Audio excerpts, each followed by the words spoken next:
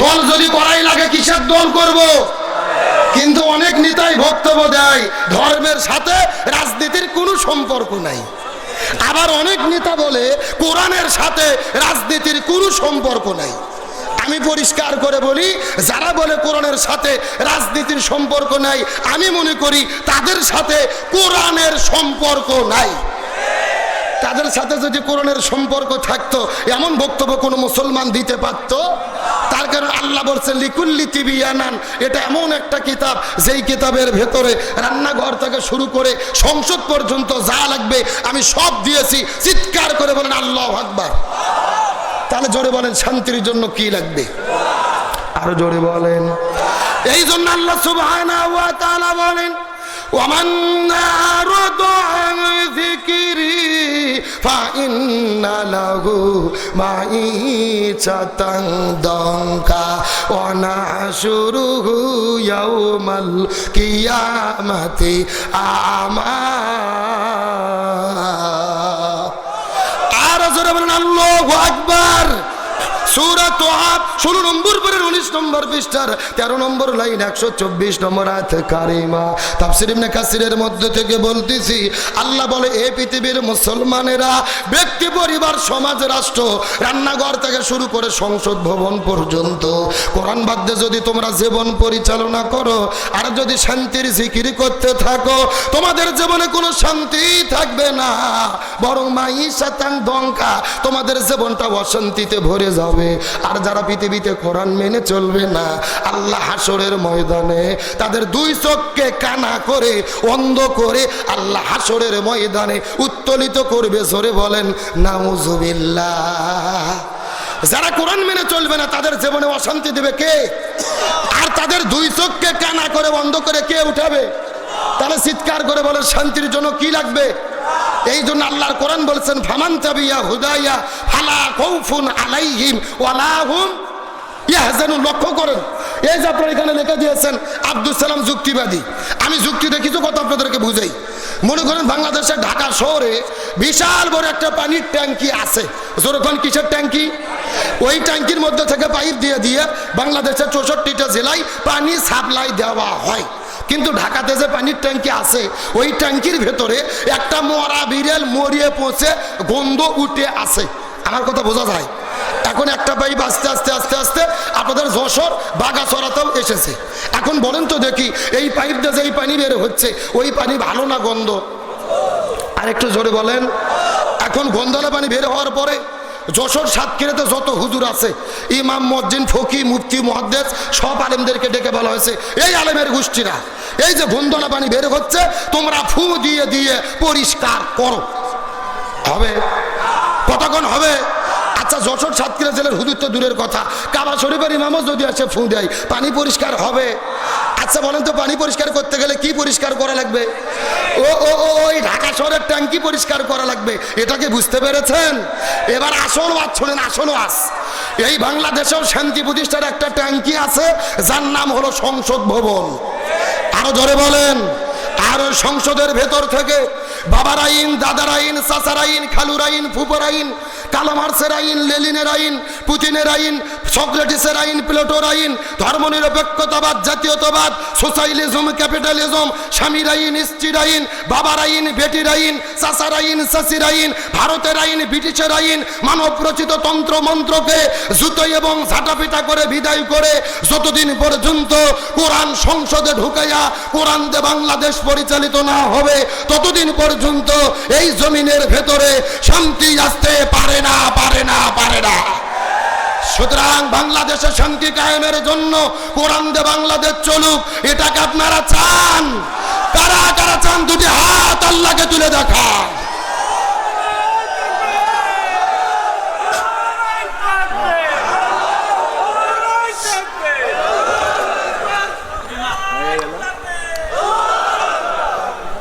শেষ হয়ে গেল? কোনো মতো টানিয়ে টুনে পাস হচ্ছে না, একেবারেই হচ্ছে না ভাই। তাহলে বলেন তো শান্তির জন্য কি লাগবে? আরো জোরে বলেন। তাহলে আগামীতে বাংলাদেশে কোরআন কায়েমের জন্য 90% মুসলমান আমাদের একতাবদ্ধ থাকার দরকার আছে না নাই? আর আমরা নিজেরা নিজেরা যদি দলাদলি করে মারামারি করে কুপো আমরা যদি বিভেদ হয়ে যাই, হাসিনা বলতেছে সীমান্তের কাছে আছি, যে কোনো সময় শর্ট করে ঢুকে পড়তে পারি। কথা কন্যা আমরা বলছি যে ম্যাডাম আসেন, এটা তো আপনার বাবার দেশ, আপনি আসেন, আপনি শর্ট করে ঢুকবেন আর আমরা আপনাকে ফট করে আয়না ঘরে ঢুকে দেব।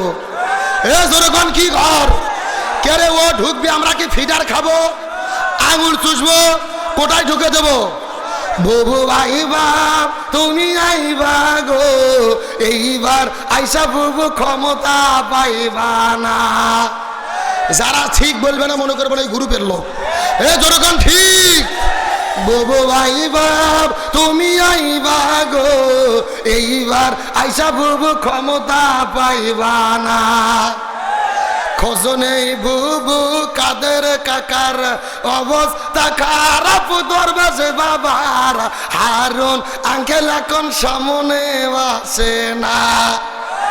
নেতা কর্মী সব জেলের ভেতর, বুবু আছে ডরের উপর, কখন জানি আসে গ্রেফতারি পরোয়ানা।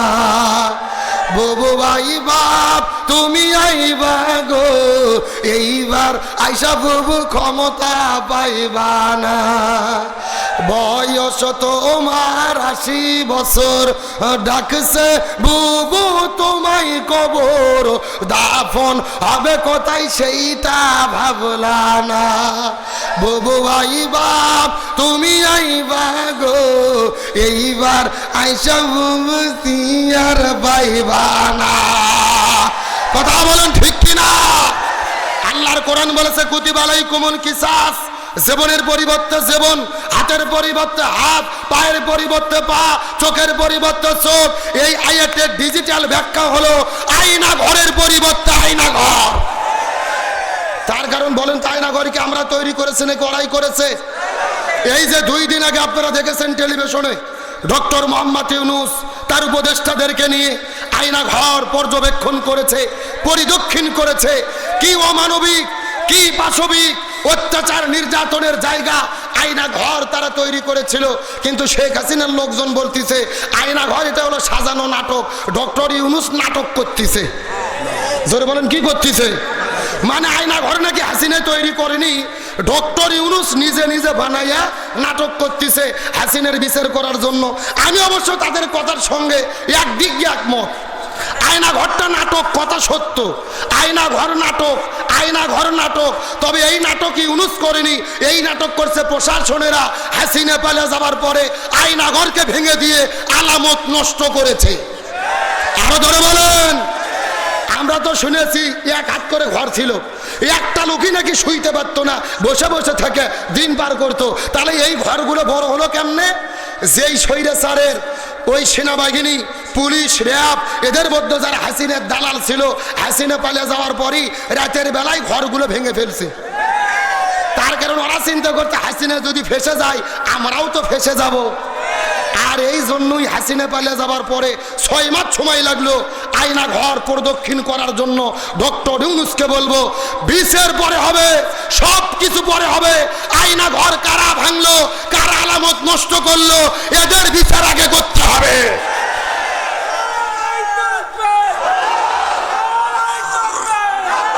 গভীর মনোযোগ লক্ষ্য করেন।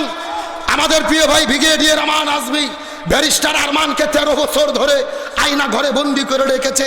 সূর্যের আলো দেখতে দেয়নি, বাইরের বাতাস দেখতে দেয়নি।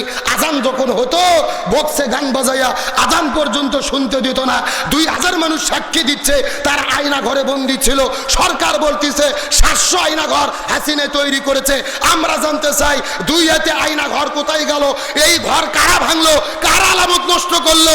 এদেরকে ধরলেই জাতির কাছে শত্রু চিহ্নিত হয়ে যাবে। গতকালকে আপনারা দেখেছেন, শোনেন, গতকালকে দেখেছেন জাতিসংঘ রিপোর্ট পেশ করেছে। বাংলাদেশের রিপোর্ট বাদ দেন, জাতিসংঘ হিউম্যান রাইটস বলেছে সরাসরি হাসিনার নির্দেশে 1400 মানুষকে হত্যা করা হয়েছে। যার হুকুমদাতা ছিল স্বৈরাচার হাসিনা, ওবায়দুল কাদের স্বরাষ্ট্রমন্ত্রী। আজকে বিশ্ব, পুরো পৃথিবী কেঁপে উঠেছে হাসিনার গণহত্যার জন্য। পরিষ্কার করে বলি, এই বাংলার জমিনে যারা হাজারো ছাত্র জনতাকে হত্যা করলো এদের বিচার বাংলার জমিনে হতেই হবে। সুতরাং গণহত্যার মহানায়িকা ওই স্বৈরাচার হাসিনাকে ভারত থেকে ইন্টারপোলের মাধ্যমে গ্রেফতার করে বাংলাদেশে এনে প্রকাশ্য দেবালোকে তাকে বিচার করে ফাঁসির দড়িতে ঝোলাতে হবে। এই মতের পক্ষে কারা কারা একমত? দুটি হাত আল্লাহকে তুলে দেখা।